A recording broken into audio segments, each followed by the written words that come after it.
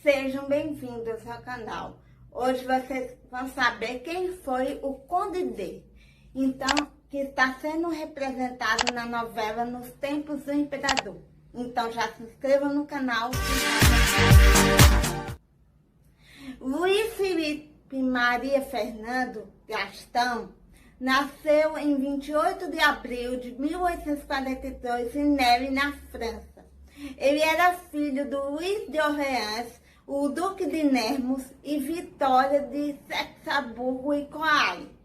Seus avós paternos eram Luís Felipe França e Maria Amélia de Nápoles e Sicília. Já seus avós maternos eram Fernando Saxe-Coburgo, o Gotha, e Maria Antônia de Coire.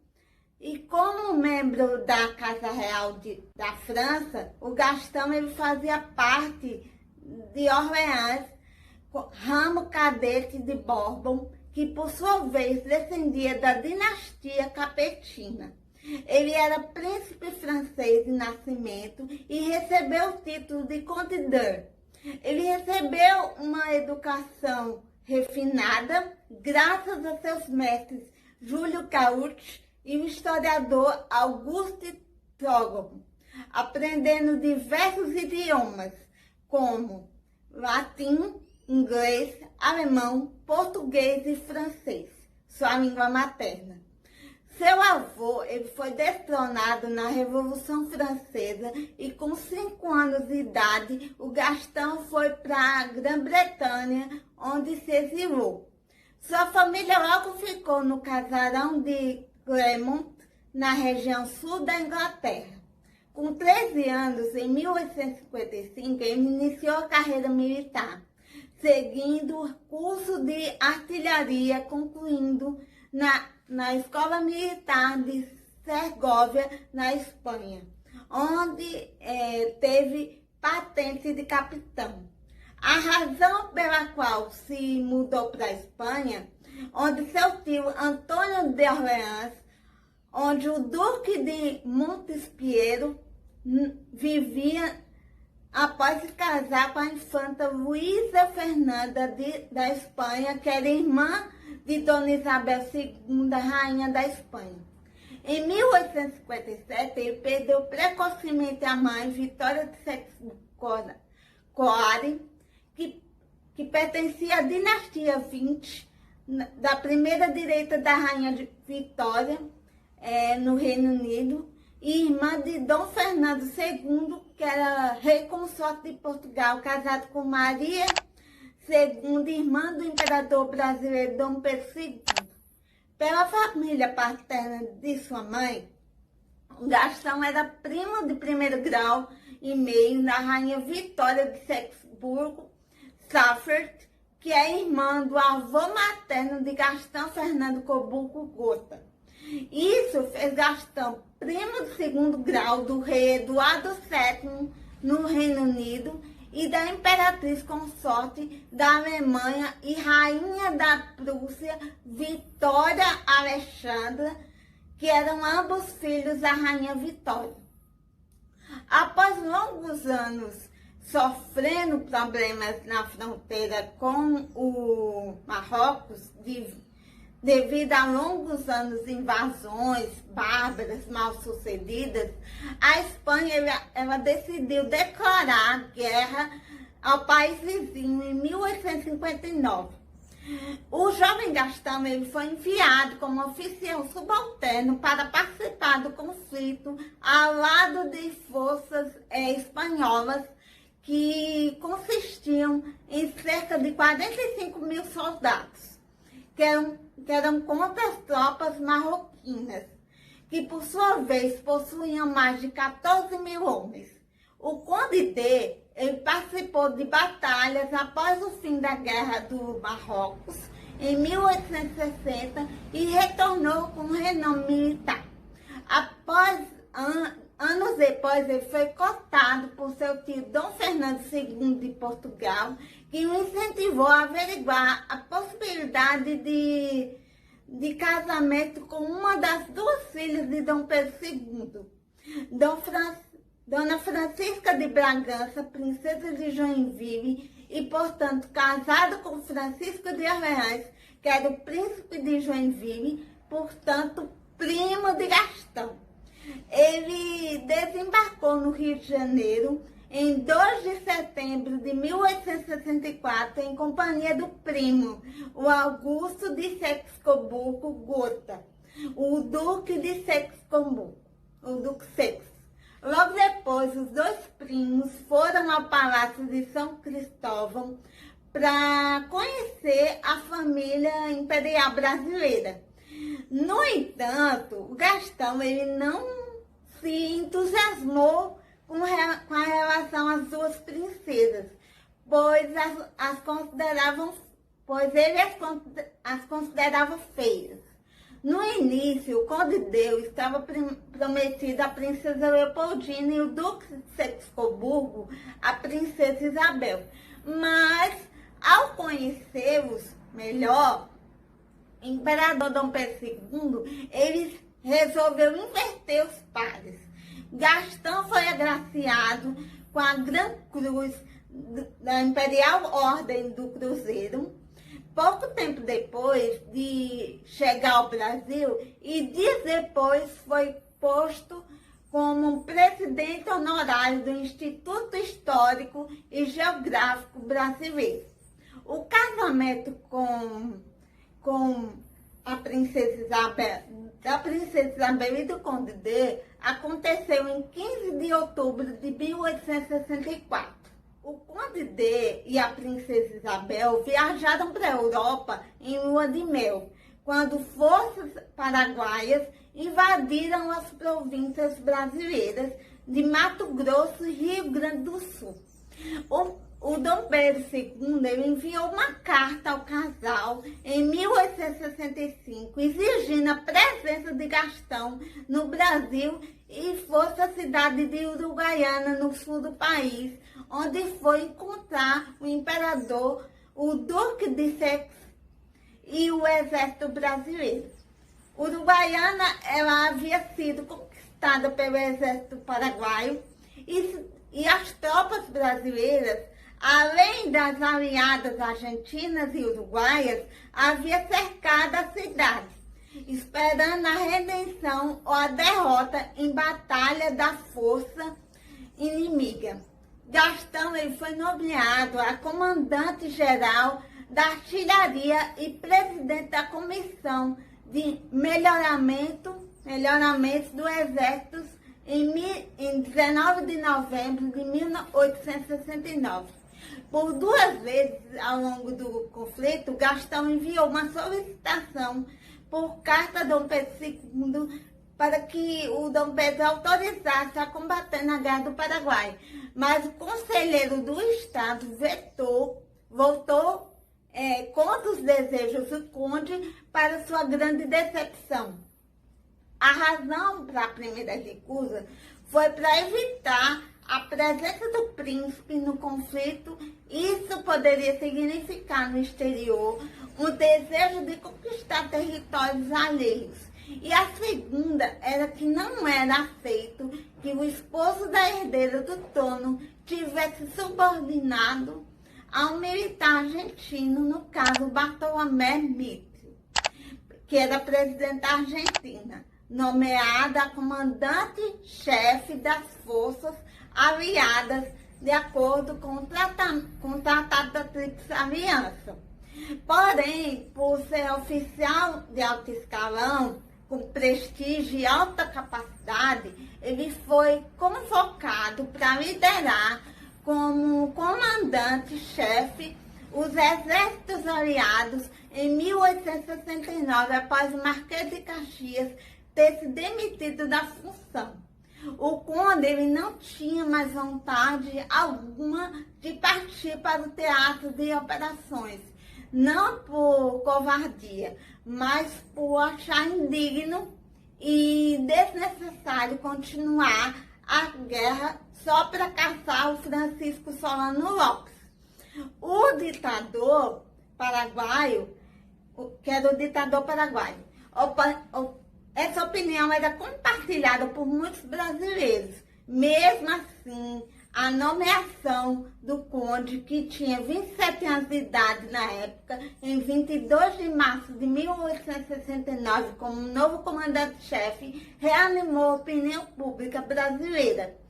Quando chegou ao Paraguai, ele reorganizou o exército brasileiro e demitiu oficiais acusados de saques no território. Oficiais acusados de saques no território inimigo. O Conde D, ele decidiu utilizar táticas diversificadas para ludibriar o exército aliado e realizaria seus ataques. Ele também participou ativamente das batalhas que ocorreram, como a Costa Nu, onde ele correu grande risco. Foi a ideia do príncipe consorte e de exigir definitivamente a escravidão no Paraguai.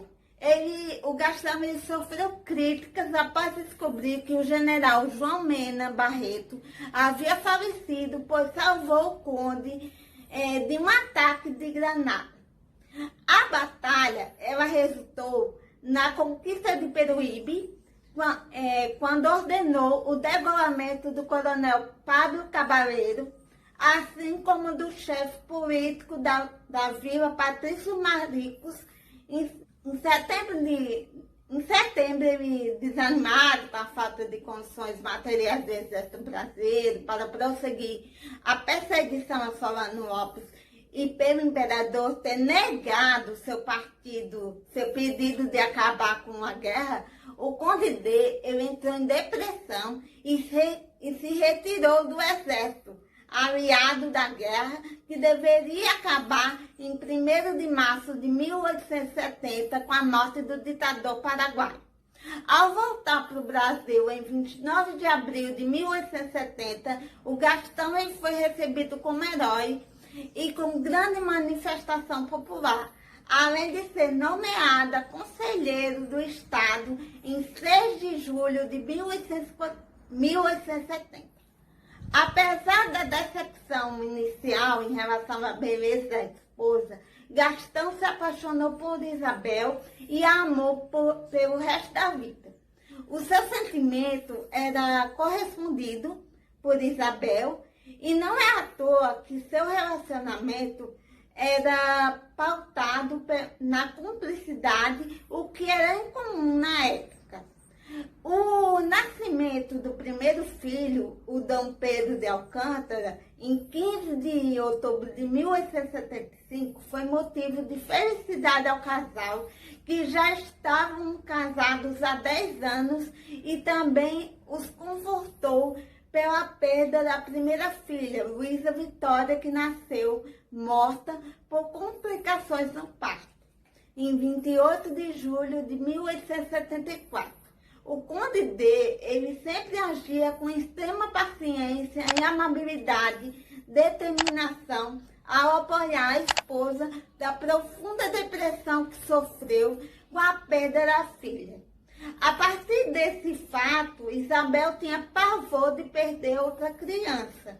Em 26 de janeiro de 1878, nasceu o segundo filho varão do casal, Luiz Maria Felipe do Brasil, que apesar de um defeito, de uma deficiência no braço esquerdo, era bastante saudável. O quarto e último filho do casal foi o Antônio Gastão do Brasil, que seu apelido era Totó, e ele nasceu em 9 de agosto de 1881 em Paris, na França, onde o casal morou por 3 anos e meio.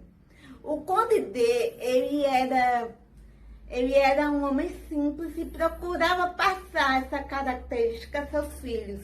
Ele evitava eventos pomposos que eram típicos das monarquias europeias, deixando claro sua aversão ao estilo de vida da nobreza e da realeza da Europa no período em que morou na França. Em 1882, o Gastão de Orleans ele escolheu como preceptor dos filhos, Ramires Galvão, que era professor da Escola de Medicina do Rio de Janeiro. E também era diretor da Biblioteca Nacional, além de um republicano convicto. Além disso, tanto o conde como a princesa Isabel deram aos filhos uma educação simples, permitindo que eles frequentassem a escola Padre Moreira em Petrópolis, no Rio, que mais tarde se transformou no Colégio Dom Pedro II. Ao se casar com a princesa Isabel, o Gastão ele buscou participar ativamente do governo brasileiro, comandando e aconselhando quanto ao desenvolvimento do país. O que desagradava profundamente era ser visto como sombra da princesa Isabel. Dom Pedro II ele nunca perdeu que a princesa Isabel e o conde Deu participassem das decisões do governo. Ele nunca permitiu isso. Essa situação ela gerou sérias divergências com o imperador, chegando quase ao ponto do rompimento, se não fosse a intervenção da princesa Isabel, que custou amenizar os desentendimentos entre o pai e o marido. Com o tempo, o Gastão se acostumou a não ter capacidade decisória e a primeira vez em que ele discutiu política com Dom Pedro II foi só em 1889.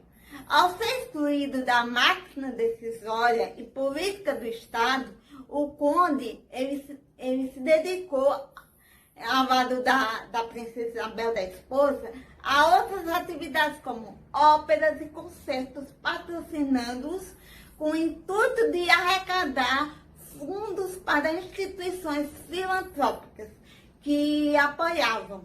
O Conde D ele visitou boa parte do país, mais do que qualquer outro membro da família imperial. Ele visitou, incluindo a região sul do país, o norte, o nordeste e o interior de Minas Gerais.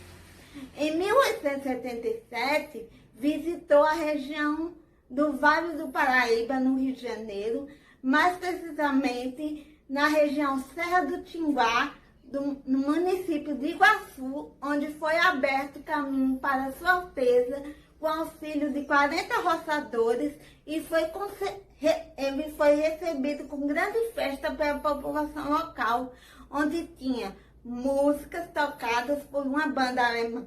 Ele ficou hospedado em várias fazendas locais antes de ir para Petrópolis. O evento de abertura do caminho e de outros preparativos foi liderados e organizados pelo barão Guilherme Mentzingen. Uma curiosidade é que anos depois, sua trineta sobrinha, a baronesa de Bernadette Mentzingen, se casou com Melchior Scobon Burton, que era filho de Isabel de Orleans, sendo ela descendente do conde D e da princesa Isabel através do ramo de Petrópolis. Com o fim do império, ele viajou para o norte do Brasil. A viagem ela foi um sucesso e demonstrou a força da família imperial, que a família imperial ainda tinha no país. Ele viajou no vapor Alagoas, chegou a Manaus em 3 de julho, onde ele visitou a Câmara Municipal, várias repartições, quartéis e escolas, e assistiu um espetáculo, no especial no Éden Teatro. Depois ele se hospedou no edifício Irineu, único considerado apto a receber o príncipe imperial, e dias depois ele seguiu viagem ao Rio Solimões, chegando à fronteira do Peru, a bordo do vapor Plumari, acompanhando acompanhado de seu camareiro, o Barão de Corumbá, alguns deputados de províncias e do cientista João Barbosa, que foi enviado a Manaus para instalar um Museu Botânico do Amazonas, que foi uma iniciativa da Princesa Isabel. Ao retornar a Manaus, ele ficou hospedado no Palácio do Governo e visitou colégios e repartições, regressando ao sul do país no vapor Prumari em 14 de junho de 1889. Ao voltar da Guerra do Paraguai como marechal do Exército, ele se tornou membro de diversas associações estrangeiras e brasileiras. Ele foi condecorado com a Medalha da Redenção de Uruguaiana, de mérito militar da Campanha da África e Gran Cruzes de Saxônia, de Ernesto Pio, das Ordens Portuguesas da Torre e da Espada do Valor, Lealdade e Mérito de Cristo de São Bento de Avis, da Ordem Belga de São Leopoldo, da Mexicana de Águia, da Águia Vermelha e Carvalho, da Ordem Espanhola de São Fernando. Com o fim da Guerra do Paraguai, em 1870, surgiu o Clube Republicano. Dom Pedro II ainda tinha popularidade, concentrado em Gastão e na Princesa Isabel. Grande parte da antipatia nutrida pelos republicanos. No entanto, quem mais sofreu foi Gastão, que foi repudiado por todos e sempre foi impopular. Ele era surdo, a surdez piorou com a idade e tornando mais antipático aos olhos gerais. Seu sotaque forte o fazia ser tratado como um estrangeiro comum. Ele foi constantemente atacado pela imprensa republicana, chegando a ponto de criar calúnias como acusações em que o Conde D se envolvia com negociatas e exploração dos cortiços do Rio de Janeiro. Ele não demorou para que as lideranças políticas o evitassem e o destratassem publicamente, como ocorreu na solenidade de juramento de sua esposa com regente, onde foi proibido de andar com ela. Preferindo ficar em casa, ele passou a ser excluído de cerimônias e algumas reuniões do próprio Conselho do Estado. Ele temia-se que sua influência sobre a Princesa Isabel, que governaria o país após a morte de Dom Pedro II, tinha esse medo. Durante a questão religiosa, em meados de 1870, onde foi acusado pela imprensa de ter sido culpado pela anistia dos bispos envolvidos e o acusaram de ultramontano. Além disso, ele atuaria contra a maçonaria e para Gastão isso era desconfortável, pois tanto ele quanto a esposa não eram levados em consideração pelos políticos nem pelo imperador. O Conde D, ele deixou claro seus sentimentos sobre as acusações que sofria, principalmente nas mãos de Rui Barbosa, que contribuiu para sua impopularidade no Brasil. O casal buscava se retirar sempre que podia, fugindo da vida pública, na tentativa de evitar críticas.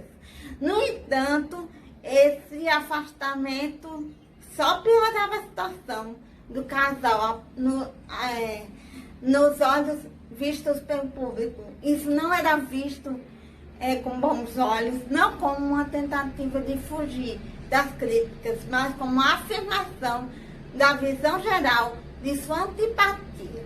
Não importava o que Conde D fazia, sempre era agredido por todos.